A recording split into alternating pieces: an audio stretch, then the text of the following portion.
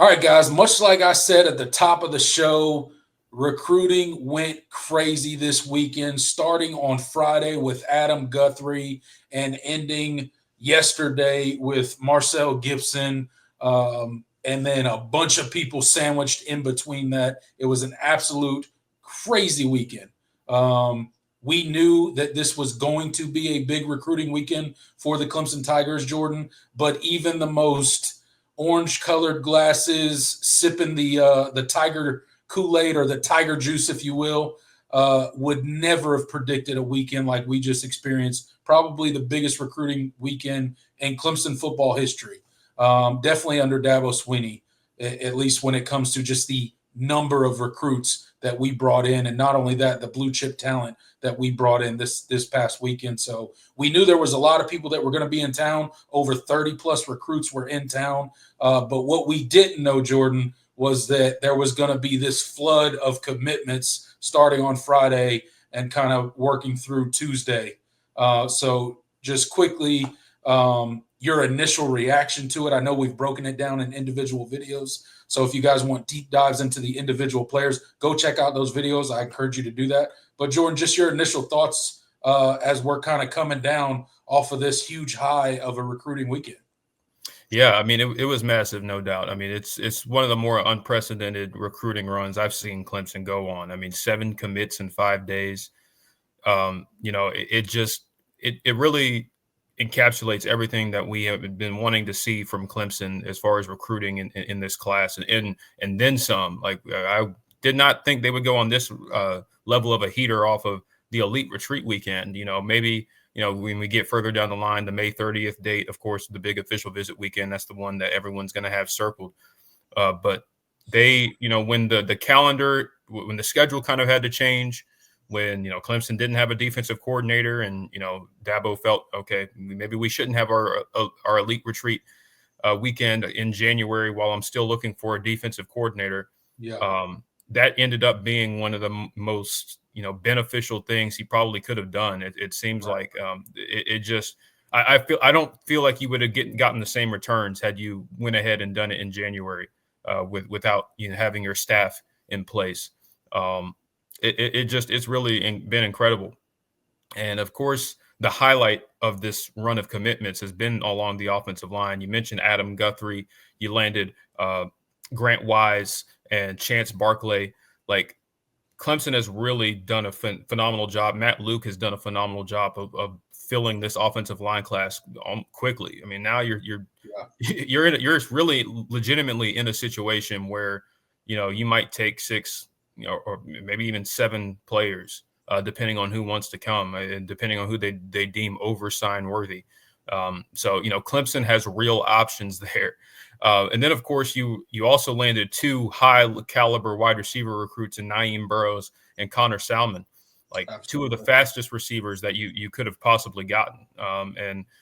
When you look at how this class is building up, you're seeing the level of skill talent, the level of size and athleticism that you need to compete for championships, and you're building towards that.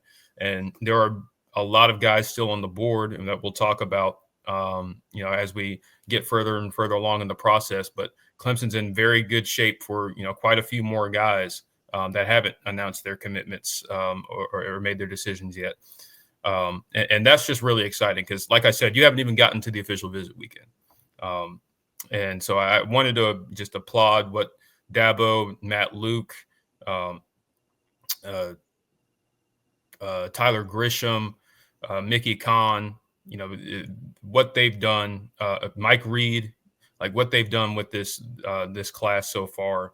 And now you're sitting at the number 2 class in the country, according to 24/7 Sports. I think you're number 2 on Rivals, and I think you are number 7 on On3. So top 10 class, and close to top 5 across the board, with more to come. Like that should really excite Clemson fans.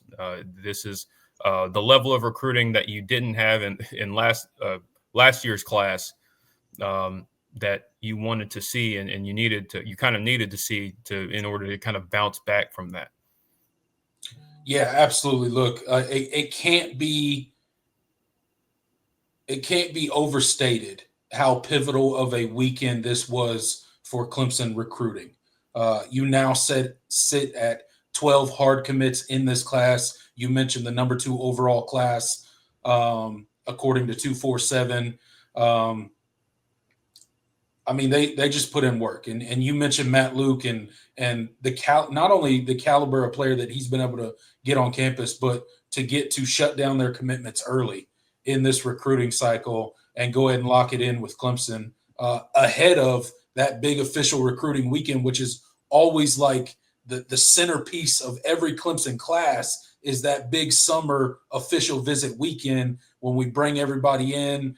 And it's this huge event, and it typically results in quite a few commitments for the Tigers.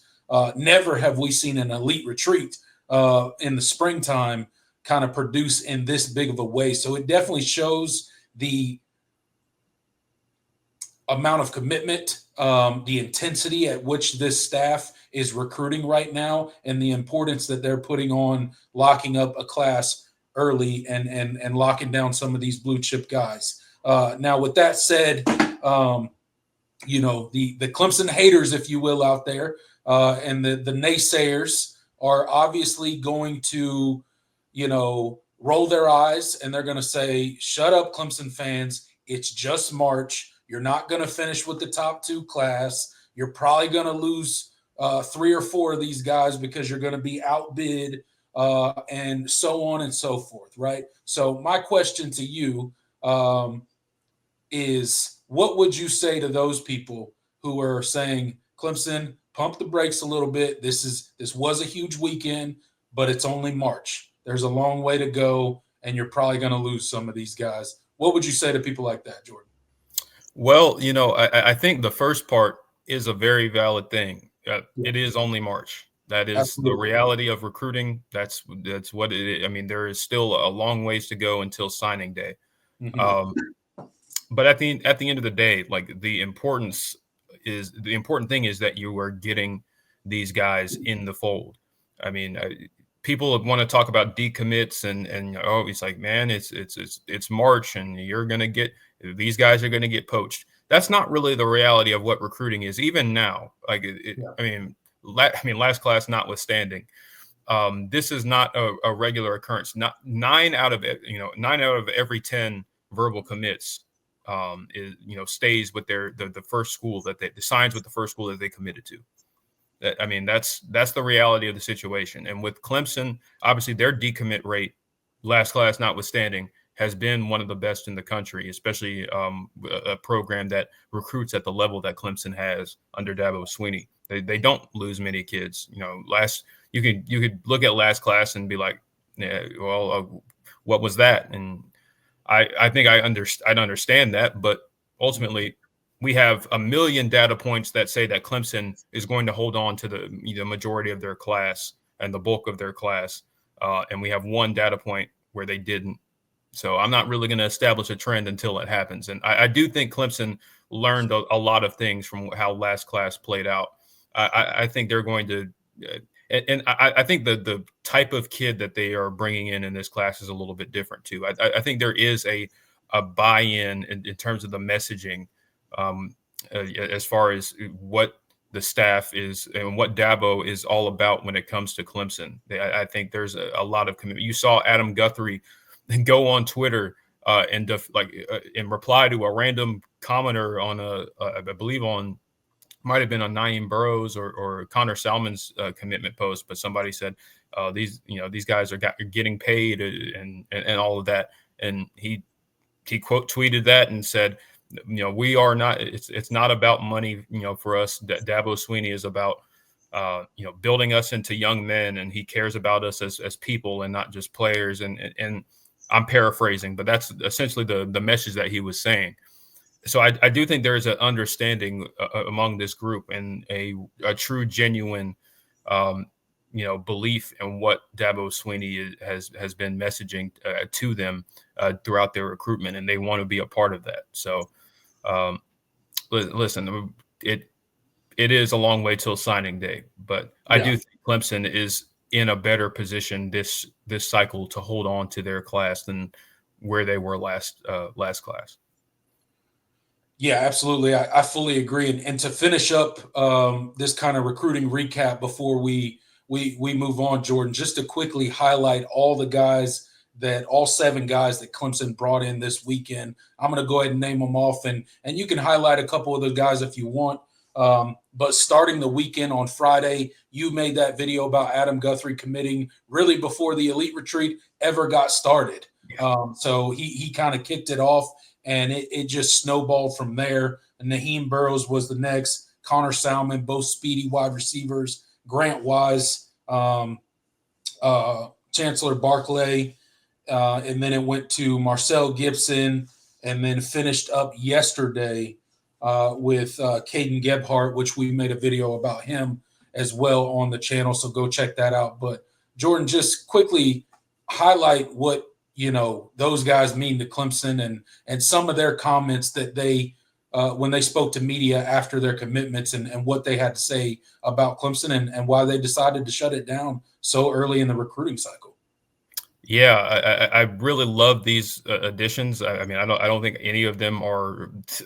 I think all of them are have the potential to be really, really good football players, and I think some of them are bona fide studs. I think Naeem Burrows, I think, is going to be one of the best wide receivers in the class when it's all said and done. And I mean, he already is highly up there. Yeah. And he was a guy that people didn't expect to kind of make his decision, this soon. And I don't think he didn't even expect to make that decision this soon. But there was a lot of momentum for Florida, but coming into the weekend, and when he got to campus and really got the feel, and Dabo made his 2-hour address to the players, the recruits, and their parents about what Clemson is all about, and what Clemson and why Clemson has been successful. You could tell that resonated with him, and so he said, when he committed, he said, I wanted to be a part of that. Yeah. And I think you see that messaging and that belief across the board. Guys like Caden Gebhart, who came in and was not expecting, another guy that was coming in and not really expecting to commit as soon as he did, but everything resonated with him and his family, and to the point where they were having, they had to have serious conversations about shutting it down. And ultimately that's what he ended up doing. And so, like, I really think that this group is bought in, and this is a really, really strong class. Marcel Gibson is a guy that had been waiting for Clemson to offer, just from the jump, and when, he got his offer while he was on campus, and there it was, it was a done deal pretty much. Right. When that happened, and so they're getting guys that want to be a part of what Clemson is about. They're getting the guys that fit what Clemson is all about, and so and they also happen to be really, really good football players. So I mean, Chance Barclay, I want to shout him out. The guy that's very, very outspoken about his faith. He does Bible studies on his Instagram. Like he posts like daily. He does like he posts like daily words and stuff like that. Like I saw that even before he committed, and I was like, yeah, that's a Clemson kid right there. Yeah, that's a Clemson kid right there. It's a Clemson guy through through. Yeah, so like, I mean, this is a group of players that really are just culture fits just as much as they are good football players. And I can't be, and there's a lot more guys like that still out there on Clemson's board that could potentially make their decisions pretty soon. So it's really exciting when you have a class that's not only are they good football players, but they're bought in, because you can only they can have all the talent in the world, but if they don't believe in what you're preaching and what you're coaching and what you want them to be when they get there, then it's not going to work out. Yeah, absolutely. But it was an absolutely massive weekend. Obviously, what Dabo had to say and what the rest of the coaching staff had to say, and the environment that was put on display this weekend resonated with those 7 guys, and probably even more who haven't committed that will probably end up committing later down the road, possibly after that big recruiting official visit weekend in the summer. But it was an awesome weekend. Let's ride the high. Let's be excited about it. And let's try to keep these guys locked in and keep the momentum as we continue to try to build out this 2026 class. But hey, man, after a weekend like that, it could not have gotten started any better. So keep the momentum going and let's see how we can continue to build this class out.